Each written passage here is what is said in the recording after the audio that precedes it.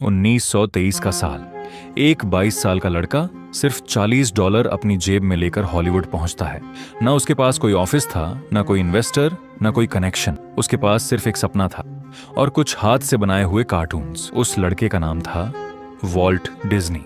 उस वक्त हॉलीवुड एक ग्लैमरस दुनिया नहीं थी, बल्कि एक ऐसी जगह थी जहां सिर्फ पावरफुल लोग ही सरवाइव करते थे। वॉल्ट एक स्ट्रगलिंग आर्टिस्ट था जो दुनिया को समझाना चाहता था कि एनिमेशन सिर्फ बच्चों के लिए नहीं, बल्कि एक बड़ा बिजनेस और एक मैजिकल आर्ट बन सकता है। लेकिन लोग उस पर हंसते थे। इंडस्ट्री के एक्सपर्ट्स बोलते थे कि कार्टून्स कभी सीरियस एंटरटेनमेंट नहीं बन सकते। पर वॉल्ट डिज्नी के अंदर एक अलग ही जिद थी, क्योंकि वह सिर्फ कैरेक्टर्स ड्रॉ नहीं कर रहा था, वह मैजिक क्रिएट कर रहा था। वॉल्ट डिज्नी का बचपन भी कोई फेरी टेल नहीं था। 1901 में शिकागो में जन्मे वॉल्ट एक नॉर्मल फैमिली से थे। उनके फादर बहुत स्ट्रिक्ट थे और पैसों की कमी हमेशा घर में थी। वॉल्ट को बचपन से ड्राइंग का शौक था। जब बाकी बच्चे खेल रहे होते, वॉल्ट कागज पर एनिमल्स और फनी फेस बना रहा होता। पर उस वक्त किसी को नहीं पता था कि ये ड्राइंग्स एक दिन दुनिया का सबसे बड़ा एंटरटेनमेंट एम्पायर बनाने वाली हैं। वॉल्ट का सपना सिंपल था, लोगों को खुश करना। पर सपने सिंपल हो सकते हैं, उनको पूरा करना कभी सिंपल नहीं। हॉलीवुड आने के बाद वॉल्ट ने अपने भाई रॉय डिज्नी के साथ एक छोटी सी कंपनी स्टार्ट की। नाम था डिज्नी ब्रदर्स स्टूडियो। ऑफिस के नाम पर एक छोटा सा रूम था। पैसा इतना कम था कि कभी कभी रेंट देना मुश्किल हो जाता। वॉल्ट दिन रात काम करता। उसके पास एक ही चीज थी जो उसे अलग बनाती थी, इमेजिनेशन। उसने एक कैरेक्टर क्रिएट किया, Oswald the lucky rabbit. Character hit हो गया। वॉल्ट को लगा अब लाइफ सेट है। पर यहीं पर डिज्नी की कहानी का पहला धोखा हुआ। एक दिन वॉल्ट को पता चलता है कि जिस डिस्ट्रीब्यूटर के साथ वह काम कर रहा था, उसने ऑसवाल्ड का ओनरशिप चुरा लिया है। वॉल्ट के पास लीगल राइट्स नहीं थे और सबसे बड़ा शौक ये था कि उसके कुछ एम्प्लॉयज भी उस डिस्ट्रीब्यूटर के साथ चले गए। वॉल्ट डिज्नी एक झटके में सब कुछ खो बैठा। उसका पहला सक्सेसफुल कैरेक्टर उससे छीन लिया गया। वह पूरी तरह टूट चुका था। लेकिन यही मोमेंट डिज्नी की डेस्टिनी का टर्निंग पॉइंट बना। वॉल्ट ने डिसाइड किया कि अब वह ऐसा कैरेक्टर बनाएगा जिसका कंट्रोल कभी किसी और के पास नहीं होगा। और फिर एक ट्रेन जर्नी में वॉल्ट ने एक छोटा सा माउस स्केच किया, एक सिंपल सा माउस जो आगे चलकर दुनिया का सबसे आइकॉनिक कैरेक्टर बन गया, मिकी माउस। 1928 में स्टीमबोट विली रिलीज हुई और मिकी माउस ओवरनाइट सेंसेशन बन गया। लोग सिनेमा हॉल्स में हंस रहे थे, क्लैप कर रहे थे। वॉल्ट डिज्नी ने एनिमेशन को एक नया लेवल दे दिया। ये सिर्फ कार्टून नहीं था, ये एक एक्सपीरियंस था। मिकी माउस डिज्नी के लिए सिर्फ कैरेक्टर नहीं था, वह डिज्नी एम्पायर की फाउंडेशन था। 1930 में डिज्नी ने एक और रिस्की डिसीजन लिया। उसने सोचा कि कार्टून सिर्फ शॉर्ट क्लिप्स में नहीं, बल्कि फुल लेंथ मूवीज में भी चल सकते हैं। इंडस्ट्री ने बोला वॉल्ट पागल हो गया है। सब लोग कह रहे थे कि कोई भी ऑडियंस 90 मिनट तक कार्टून नहीं देखेगी। हॉलीवुड के लोग इस प्रोजेक्ट को डिज्नीज फॉली बोल रहे थे। पर वॉल्ट ने अपना सब कुछ दांव पर लगा दिया। लोन लिए, स्टूडियो गिरवी रखा, एम्प्लॉयज को ओवरटाइम करवाया। और फिर 1937 में रिलीज हुई snow white and the seven dwarfs movie superhit हुई। डिज्नी ओवरनाइट वर्ल्ड का बिगेस्ट एनिमेशन स्टूडियो बन गया। वॉल्ट का सपना सच होता दिख रहा था। अब डिज्नी सिर्फ एक स्टूडियो नहीं था, एक मैजिकल ब्रांड बन चुका था। अगले कुछ सालों में पिनोचियो, फैंटेसिया, डम्बो और बैम्बी जैसे क्लासिक्स आए। डिज्नी का नाम क्वालिटी और फैमिली एंटरटेनमेंट का सिंबल बन गया। वॉल्ट डिज्नी एक विजनरी बन चुका था। पर हर एम्पायर के साथ एक कर्ज भी होता है, जितना बड़ा सक्सेस उतना बड़ा प्रेशर। 1940 के दशक में डिज्नी को पहली बार मेजर क्राइसिस का सामना करना था। वर्ल्ड वॉर 2 चल रहा था, इकोनॉमी अनस्टेबल थी, डिज्नी की मूवीज एक्सपेंसिव होती जा रही थी और स्टूडियो के अंदर एम्प्लॉयज स्ट्राइक पर चले गए। वॉल्ट डिज्नी को लगा उसके अपने लोग उसके खिलाफ हो गए। डिज्नी का गोल्डन एरा अचानक डार्क फेज में एंटर कर रहा था। फाइनेंशियल स्ट्रेस बढ़ रहा था। वॉल्ट को रियलाइज हो रहा था कि सिर्फ क्रिएटिविटी से एम्पायर नहीं, बिजनेस डिसीजन भी उतने ही इंपॉर्टेंट है। फिर वॉल्ट डिज्नी ने एक और ड्रीम देखा। उसने सोचा कि मूवीज के अलावा एक फिजिकल मैजिकल वर्ल्ड क्रिएट किया जाए, एक ऐसी जगह जहां बच्चे और पेरेंट्स दोनों अपने ड्रीम्स जी सकें। और फिर बना डिज्नीलैंड। 1955 में डिज्नीलैंड ओपन हुआ। शुरुआत में प्रॉब्लम्स थी, क्रिटिक्स ने ट्रोल किया, लेकिन धीरे धीरे डिज्नीलैंड दुनिया का सबसे फेमस थीम पार्क बन गया। डिज्नी का ब्रांड और पावरफुल हो गया। वॉल्ट डिज्नी अब सिर्फ फिल्म मेकर नहीं था, वह एक एम्पायर बिल्डर बन चुका था। लेकिन 1966 में एक ट्रैजिक मोमेंट आया। वॉल्ट डिज्नी की डेथ हो गई। और यहीं से डिज्नी की स्टोरी का सबसे डेंजरस चैप्टर स्टार्ट होता है, क्योंकि जब एक विजनरी चला जाता है तो एम्पायर का असली टेस्ट शुरू होता है। वॉल्ट के जाने के बाद डिज्नी के पास कैरेक्टर्स थे, पार्क्स थे, ब्रांड था, बट वॉल्ट जैसा लीडर नहीं था। कंपनी डायरेक्शनलेस फील करने लगी, क्रिएटिविटी स्लो हो गई, कंपटीशन बढ़ने लगा। डिज्नी सरवाइव तो कर रहा था, पर मैजिक फेड हो रहा था। और फिर 1980 के दशक और 90 के दशक में डिज्नी ने कमबैक किया। The little mermaid, beauty and the beast, Aladdin, lion king.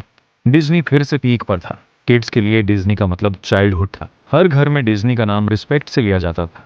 Brand unbeatable लग रहा था, पर एम्पायर के अंदर एक और स्टॉर्म चुपचाप बिल्ड हो रहा था। एक स्टॉर्म जो 2000 के बाद डिज्नी को हिलाने वाला था। डिज्नी ने ग्रोथ के चक्कर में एक्विजिशन स्टार्ट किए, पिक्सार, मार्वल, लुकास फिल्म, एक के बाद एक मैसिव डील्स। डिज्नी दुनिया का बिगेस्ट एंटरटेनमेंट कंपनी बन गया। बॉक्स ऑफिस पर डिज्नी का डोमिनेशन था। लोग सोच रहे थे डिज्नी अब अनस्टॉपेबल है, पर जब आप बहुत बड़े हो जाते हो तब गिरने का इम्पैक्ट भी उतना ही बड़ा होता है। डिज्नी अब दुनिया का सबसे बड़ा एंटरटेनमेंट कंपनी बन चुका था। हर तरफ डिज्नी का नाम था। बच्चों की दुनिया में डिज्नी का मतलब था मैजिक, और बिजनेस वर्ल्ड में डिज्नी का मतलब था पावर। लेकिन असली सवाल यह था, क्या डिज्नी सच में अनस्टॉपेबल था? क्योंकि इतिहास हमेशा यही दिखाता है, जब कोई कंपनी खुद को भगवान समझने लगती है तभी उसका पतन शुरू हो जाता है। 2000 के बाद डिज्नी का फोकस धीरे धीरे बदलने लगा। पहले डिज्नी कहानियां बेचता था, इमोशंस बेचता था, बचपन बेचता था, लेकिन अब डिज्नी सिर्फ एक स्टूडियो नहीं रहा था, वो एक कॉरपोरेट मशीन बन चुका था। अब क्रिएटिविटी से ज्यादा मीटिंग्स होती थी, अब मैजिक से ज्यादा नंबर देखे जाते थे। डिज्नी अब फिल्मों को आर्ट की तरह नहीं, प्रोडक्ट की तरह ट्रीट करने लगा, और यहीं से डिज्नी की आत्मा धीरे धीरे खोने लगी। डिज्नी ने सोचा कि अगर हमें दुनिया पर राज करना है तो हमें हर बड़े ब्रांड को खरीद लेना चाहिए। और फिर शुरू हुआ एक्विजिशंस का दौर।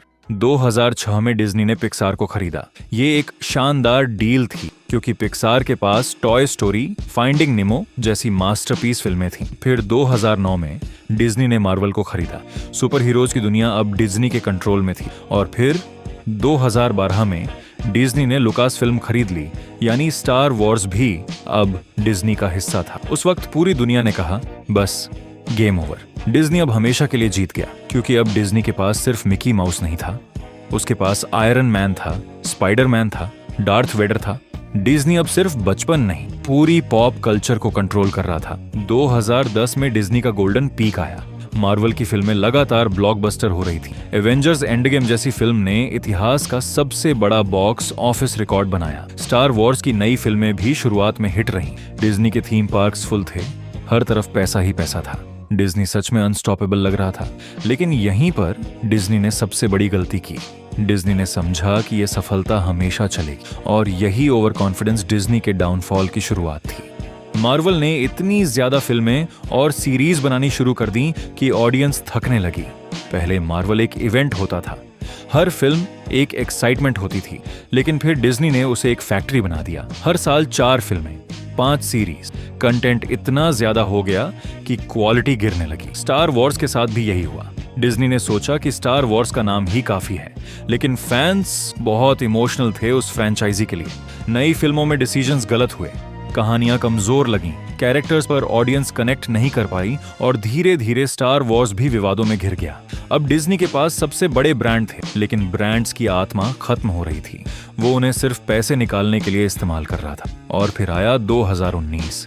डिज्नी ने एक और बड़ा कदम उठाया। डिज्नी ने लॉन्च किया डिज्नी प्लस। स्ट्रीमिंग वॉर्स शुरू हो गई। नेटफ्लिक्स पहले से किंग था, अमेज़न प्राइम भी तेजी से बढ़ रहा था। मीडिया ने बोला डिज्नी ने नेटफ्लिक्स को खत्म कर दिया, लेकिन ये सिर्फ सरफेस पर था। असल सच्चाई ये थी कि स्ट्रीमिंग बिजनेस बहुत महंगा होता है। सब्सक्राइबर्स लाना आसान है, लेकिन प्रॉफिट बनाना बहुत मुश्किल। डिज्नी को लगातार नया कंटेंट बनाना पड़ता था, और वो भी अरबों डॉलर खर्च करके। और धीरे धीरे डिज्नी प्लस एक पैसा कमाने वाली मशीन नहीं, पैसा जलाने वाली मशीन बन गई। डिज्नी ने बिलियंस इन्वेस्ट कर दी, लेकिन रिटर्न उतना नहीं आया जितना उम्मीद थी। और तभी एक और डिजास्टर आया, 2020 का पैंडेमिक। कोरोना ने पूरी दुनिया को बंद कर दिया। डिज्नी के थीम पार्क्स बंद हो गए, क्रूजेस बंद हो गईं, मूवीज डिले हो गईं, बॉक्स ऑफिस कोलैप्स हो गया। डिज्नी की सबसे बड़ी इनकम स्ट्रीम्स अचानक गायब हो गईं। डिज्नी एक ऐसी कंपनी थी जो पार्क्स और थिएटर्स पर बहुत डिपेंडेंट थी, और पैंडेमिक ने उन दोनों को खत्म कर दिया। अब डिज्नी के पास सिर्फ स्ट्रीमिंग बचा था, लेकिन स्ट्रीमिंग प्रॉफिट नहीं दे रहा था और यहीं से डिज्नी का फाइनेंशियल डाउनफॉल शुरू हुआ।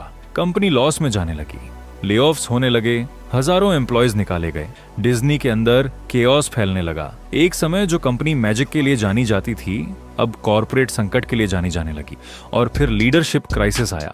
बॉब आइगर, जो डिज्नी का सबसे सक्सेसफुल सीईओ माना जाता था, उसने रिटायरमेंट ले ली। उसकी जगह बॉब चेपेक आया, लेकिन चेपेक के डिसीजंस कंट्रोवर्शियल थे। एम्प्लॉयज नाराज थे, फैंस नाराज थे, इन्वेस्टर्स नाराज थे। डिज्नी के अंदर पावर स्ट्रगल शुरू हो गया। एक तरफ पुराना डिज्नी था जो क्रिएटिविटी और स्टोरी टेलिंग पर चलता था, दूसरी तरफ नया डिज्नी था जो सिर्फ स्प्रेडशीट्स और प्रॉफिट्स देखता था और ऑडियंस ये बदलाव साफ महसूस कर रही थी। अब फिल्मों में वो हार्ट नहीं था, वो इनोसेंस नहीं था, वो मैजिक नहीं था। डिज्नी का ब्रांड जो कभी ट्रस्ट का सिंबल था अब आइडेंटिटी क्राइसिस में था और सबसे शॉकिंग बात ये थी कि डिज्नी की लगातार बिग बजट फिल्में फ्लॉप होने लगी। स्ट्रेंज वर्ल्ड, लाइटनियर जैसी फिल्मों ने नुकसान किया, मार्वल प्रोजेक्ट्स की हाइप गिर गई, स्टार वॉर्स कंफ्यूजन में चला गया। डिज्नी जो एक टाइम पर हर साल $1 बिलियन कमाता था अब लॉसेस एक्सप्लेन कर रहा था। वॉल्ट डिज्नी ने कंपनी इमेजिनेशन के लिए बनाई थी, स्टोरीज के लिए बनाई थी, लोगों को इंस्पायर करने के लिए बनाई थी, लेकिन मॉडर्न डिज्नी ने उसे कॉर्पोरेशन बना दिया और यही डाउनफॉल की सबसे बड़ी वजह बनी। डिज्नी का नाम आज भी बड़ा है, लेकिन सवाल ये है क्या वो कभी फिर से वही मैजिक वापस ला पाएगा या फिर ये डाउनफॉल इतिहास में एक वार्निंग बनकर रह जाएगा। अगर आपको ये वीडियो पसंद आया, वीडियो को लाइक जरूर कर देना, चैनल को सब्सक्राइब करना बिल्कुल मत भूलना। मैन्युफैक्चर मनी, क्योंकि यहाँ हम ऐसी ही डीप बिजनेस स्टोरीज और ब्रांड्स की असली सच्चाई लेकर आते रहते हैं। मिलते हैं अगले वीडियो में।